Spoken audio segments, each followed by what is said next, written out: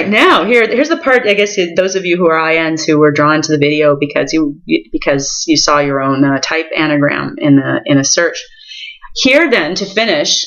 Oh boy, I really go on, don't I? Here's the part you've been waiting for, where I talk about specifically like what are some of my favorite things about each of these types. So I'll start with my INFP friends.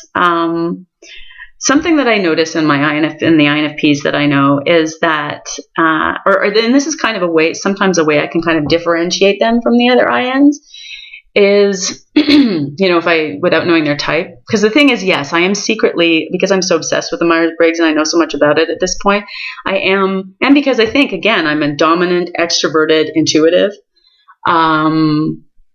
with a really strong preference for intuitive stuff. Sometimes I'll be able to begin to differentiate. If I think I've spotted an INP, how I might sort of differentiate from INTP is what I find a great number of INFPs do is they just beautifully, wherever I see a kind of direct transmutation of like a subjective state, a feeling state, right into material form, like where there's no middleman, there's no translation, there's no like hopping on stones across a brook conceptually to make this creative work, where it's just like from the rich interior life, boom, into something very artistic and singular, and that is somehow, although you can't really explain it, is just the right thing. Art. In short, art, I find that a lot of the INFPs I know are able to do that, and it's magical, it's really funny. And they're able to do it. Like I find that my INFP friends are, they're able to do, like even the artist ones, the painters and the ones that are fine artists. They also are able to do it verbally. Like sometimes I'll be talking to them and they will just come up with a perfect metaphor for something. And it's very often a point where we'll be laughing really hard because we both recognize how we recognize that it just came out of nowhere. It came out of the blue. It just came to them like this weird description of this metaphor for something. And it's, you can't explain why it's right, like why it's the perfect thing to encapsulate this phenomenon that was under discussion. Like neither of us can explain why it's right, but we both know it's right. And boy, and the INFPs, they know it's right. Like that's they know what they know. The INFPs, they're leading with that dominant introverted feeling, and it's guiding them, and they just have absolute trust in that, and they don't give a poop if they can't explain that conviction or the reasons behind. They can't fully explain the reasons for their conviction, although they quite often can do that. But they don't care. They don't care that it looks funny to other people. They don't care that it can't be explained to other people. They're like, I know this to be true, and they really kind of run on that. And I find that tendency to be so kind of definite, again, judgmental, but in a way that seems very useful for them. And of course it is, because it's like an expression of like what they're about. It's their dominant function in expression and action. But I find it really both kind of often inspirational and also amusing. Just amusing in the sense of like, wow, we're so INFPs and I have so much in common, but then we also have ways that we're so not. Of course, there's the extroverted introverted thing, but then there's also this kind of, like this confidence they have that is in certain things that are very illogical, or even illogical, I find, and I just find that so amusing that so many of them can be so book smart. Some of them can really use logic. I'm thinking, for example, of an INFP I'm just getting to know right now, who's just wonderful. And like they all are, that I've met. And she is, she's someone who almost finished her residency in psychiatry. And so, she was doing she was hanging out with a lot of T's, let's put it that way, like a whole lot of T's and a whole lot of T dominance in her sort of education and her career. But she's a total INFP, and very like she knows what she likes. She knows who she is. She knows like very quickly, like, does this feel right? Does it not? Is this a good person or not? As far as she's concerned. And she also like loves to draw and like does all these amazing creative things. So anyway, I kind of enjoy, and sometimes I benefit. Like I find my INFP friends when I'm, my auxiliary FI function is a little bit, it's not very pronounced. It's very much there, but it's not very pronounced. And I find that my INFP friends can be invaluable in encouraging me to use it more, to trust my gut, because that's what they do. That's how they live in large part. That's how they arrive at a lot of decisions, is like, it just felt right. And so I did it. I went for it, and they go for it. And so sometimes that's good for me to have a bit of cheerleading for my auxiliary function, because I have, so this huge dominant extroverted intuition, and then I have this more, weaker auxiliary function. So, that's a great thing for me when that's the thing they can really help me with. Now, INFJ, the thing that the thing with INFJ. First, I'll say something that I really love that's a favorite thing about both INFJ and INTJ. And that is, I am so delighted, and I find it so amusing how it is that people of both of those types, I find, they're very good, because most of them tend to be more organized, and they tend to be planful, and they tend to be they're together, they quite often can pass in the normal world quite well. For example, I think I know of some INTJs, some of my favorite INTJs I met in the corporate world, and they're rising through the ranks, and they're doing great, and they sort of are able to, they're just very good at following their own visions for things, and they don't let the bullshit get to them. They've got their own ideas, they've got their own, plans for how they want things to go in their lives, and they're following them, and they're making that happen in a really practical way. And as for like all the other crap that's in there that they don't identify with, maybe necessarily all of the values in those worlds, they're the milieus that they're working in, but it doesn't really matter. They're sort of like, it's just the price of admission. I can deal with it. And they manage that. INFJs too. INFJs maybe really what is it? Many of my dear INFJ ones are working in milieus that aren't necessarily that INFJ friendly, or just partially so. But they can manage, because they tend to be very competent. I think it's really a lot about the J thing. They're very, and it's about a lot more than that. So it's for another video. They're very competent personalities. That's what's said of them in the official MBTI lit, and it's true. They've got their shit together. They have an idea of what they want to do, and they're doing it, and they're evaluating, and they're changing their plans, and so on. They're just really good at that. And I find it delightful, the contrast between how sort of conventional they can look and how they can really blend into these very mainstream kinds of milieu.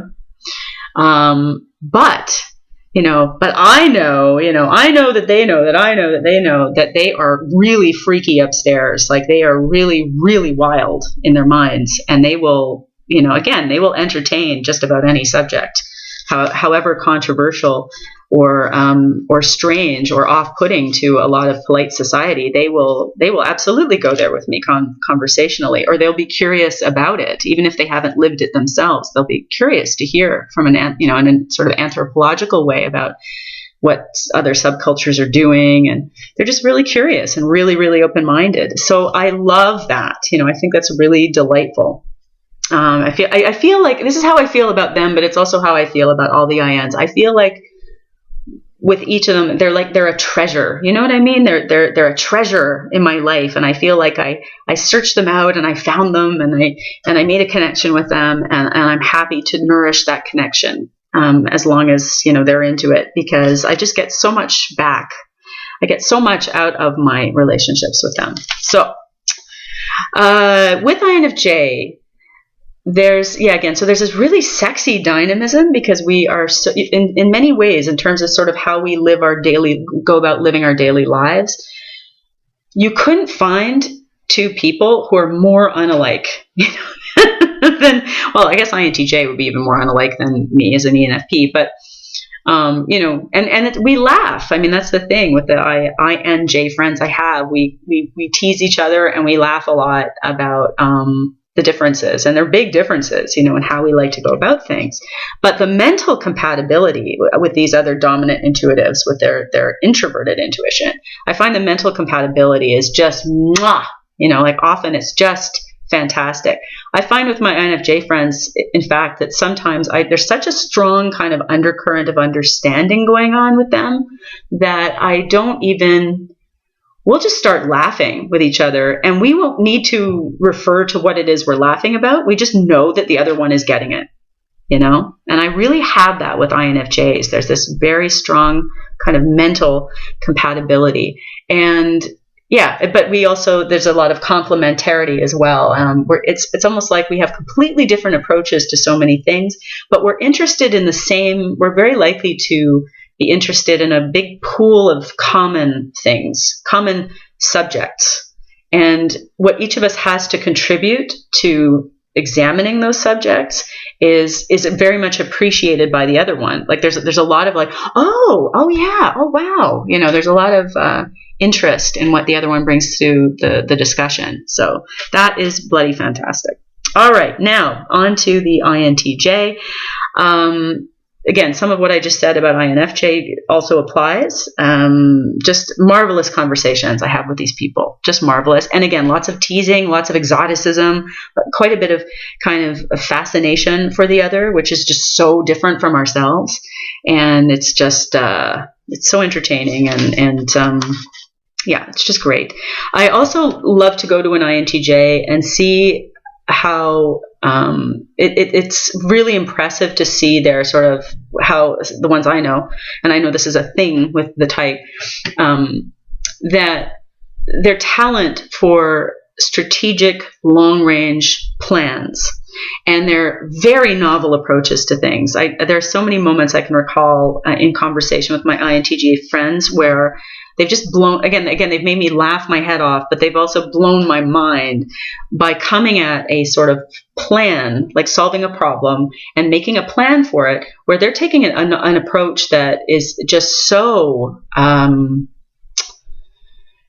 it's so unique. It's so unusual. But, the moment I hear it, I'm like, oh my God, that is the best approach. I haven't heard anybody else talk about solving the problem that way, but I can appreciate right away why that would be really advantageous to go that unusual route. And it can be quite breathtaking to see the kinds of stuff that they can pull off. So I do like to talk to them, have them help me with. I forgot to mention this. For INFJ, what they can help me with that I really appreciate is, I don't know, the other stuff I talked about. They're incredible. This is true of both the INF types, actually. Just a tremendous insight into people. So I find though that the INFJs tends to be much more dispassionate than the INFPs. So it just depends on the situation what's more useful. But what they both can offer is just really tremendous insight into the psychological and emotional workings of other people. So if I've got a real pickle of an interpersonal problem to sort out, I find that my INFJ friends and also my INFP friends are really great to go to about that. They can give me shortcuts to a different starting point for solving my own problem in a way like nobody else, except ENFJs, and they do that. Actually, all the NFs do that. Never mind. Sorry. All right. The INTJs will do that for all kinds of real world problems that involve logistics. Where logistics are involved, they are just so superb at helping me with those plans. And I'm very kind of weak in that area. So I really, really appreciate the help that they can give me for that. INTPs are the consummate puzzle crackers. And I mean, even quite literally, I'm thinking of my longtime partner, INTP, who was a self-taught, was an English lit and philosophy major who then became a self-taught, systems analyst. And his idea of a good weekend is building a computer or stress testing his latest, really complicated electronic gadget, and, just figuring out all the different ways to test it. Like, that's his idea of a great time. When I moved in with him, he had to get rid of the room that was his computer. I kid you not, it was his computer museum with many different machines he had found from going all the way back to the mid 80s. And he had to go and find them a new home with his other geek friends so I could move in. Anyway, and he's someone who I find that the INTPs I know, they tend to go through these phases of strong interest. Like they'll be really obsessed with a particular topic, and they will just completely devote themselves to whatever that is. And then at a certain point, maybe that phase will last like a few months, or maybe it'll last a few years, and then they'll just like drop it one day, and then they're on to the next one. Like for my dad, my INTP dad, his thing, I've seen him go, like one point it was like the banjo. Like he was just really wanted to know about the banjo and learned all about it and learned to play quite well, which was like a bit difficult for the rest of us. But anyway, his enthusiasm was adorable. And then and then the next thing was like for 5 or 6 years, it was photography, and he had every fancy lens you can imagine, and had 17 books he'd read cover to cover on the subject, and like just got way, way, way into it. But like, has he taken any family pictures in the last 10 years? I don't even think so, like barely. But, he's really into it. So they do that. And because unlike INTJ, because INTP is not necessarily, they're not necessarily so motivated by, is this going to be useful? Can I apply this knowledge right now? The way TJs, really tend to like to do. They like to gather the knowledge so that then they can apply it. Whereas INTPs are like the consummate, knowledge for its own sake people. They just delight in whatever, knowing everything about whatever interests them. So they're great for puzzle cracking. And like, the partner I was just mentioning earlier, he too, like he got like a lock picking set. Now, would he ever use that to like violate someone's privacy and actually go out in the world and do evil things with it? No, he never would. He never, ever, ever would. But he just wanted to learn how to do it. Like it appealed to him, this figuring it out, how to pick locks, all different kinds of locks. And he just thought that was neat. And he, went and learned that. No intention of applying it. He just learned it for its own sake. So the INTPs can bring me in contact with all of these sort of arcane and interesting things. And I just, it's really, really fun for me. It's really, really fun to avail myself of their expertise in these matters. And some of them are really arcane and really out there. And it's fantastic. So, and I also really like their native unconventionality, and like they do not care. Like they really do not care what other people think for the most part, except for a few people that, their girlfriends and their boyfriends, and like the people that are really, really there are a few people that are in their hearts, and those people matter, and their opinions might matter a little bit, and also because they're generally choosing those people, they're choosing people whose intellects they respect. And other things they respect, but the person has to, they have to be able to respect the person on the intellectual level, I find. So, they care what those people think because they care about those people's opinions, because they have, arrived at the conclusion that those people's opinions are worth listening to. So they care about the opinions of a few people that they really respect. But, other than that, though, they don't give a flying flahooty what you're supposed to do at such and such a social function or whatever. They just don't care. And again, it's very funny. I find it really funny to see them moving through the world and like just doing what they do. So that is it. Oh, one last note. This is a weird thing I noticed with all of these INFPs and the INTPs I know. Another thing that I have benefited from, and this is just a thing. I don't know if this is at all generalizable to other INFPs or INTPs, or if it's just those that happen to be in my life. But for some strange reason, almost all of them that I've met have been really into music. They're they're big music aficionados, and they have really eclectic tastes and very strong tastes. And so one of the beautiful things that I've had by virtue of being friends and partners with so many of them is that I have this huge collection of really good music, like all different kinds of really good music, that I would have been way too lazy or scattered to gone and found myself. But I've just kind of ended up with a lovely library of really interesting things because so many of them are so into it. And it's like been a real like soul nourishing interest of theirs to pursue that, their love of music. So that's something that I've been able to enjoy as well. I am scared to look at how long this video is. Very long, I think. But I hope that you IN people who looked at it, or the people who know INs and are interested in them too, like I am, I hope that you enjoyed some of that. And thank you very much for joining me. Goodbye.